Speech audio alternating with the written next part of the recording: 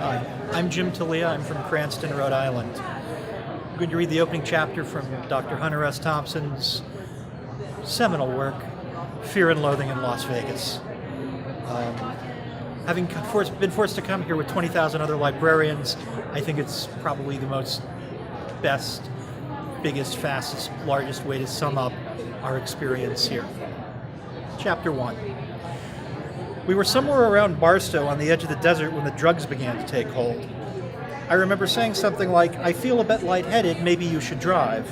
And suddenly there was a terrible roar all around us, and the sky was full of what looked like huge bats, all swooping and screeching and diving around the car, which is going about 100 miles an hour with the top down to Las Vegas.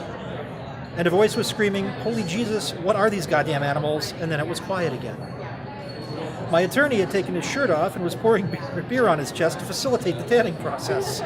"What the hell are you yelling about?" he muttered, staring up at the sun with his eyes closed and covered with wraparound Spanish sunglasses. "Never mind," I said, "it's your turn to drive." I hit the brakes and aimed the great red shark towards the shoulder of the highway. No point in mentioning those bats. I thought the poor bastard would see them soon enough himself. It was almost noon and we had still had more than 100 miles to go.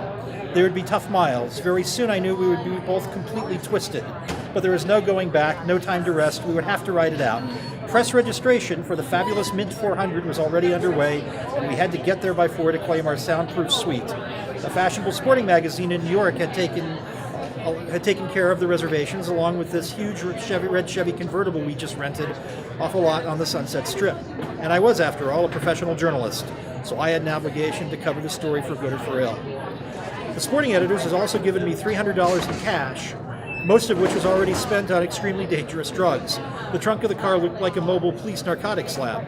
We had 2 bags of grass, 75 pellets of mescaline, 5 sheets of high-powered blotter acid, a salt shaker half full of cocaine, and a whole galaxy of multicolored uppers, downers, screamers, laughers, and also a quart of tequila, a quart of rum, a case of Budweiser, a pint of raw ether, and 2 dozen amyls. All this had been rounded up the night before in a frenzy of high-speed driving all over Los Angeles County from Topanga to Watts. We picked up everything we could get our hands on. Not that we needed that all for the trip, but once you get locked into a serious drug collection, the tendency is to push it as far as you can. The only thing that worried me was the ether. There's nothing in the world more helpless and irresponsible and depraved than a man in the depths of an ether binge.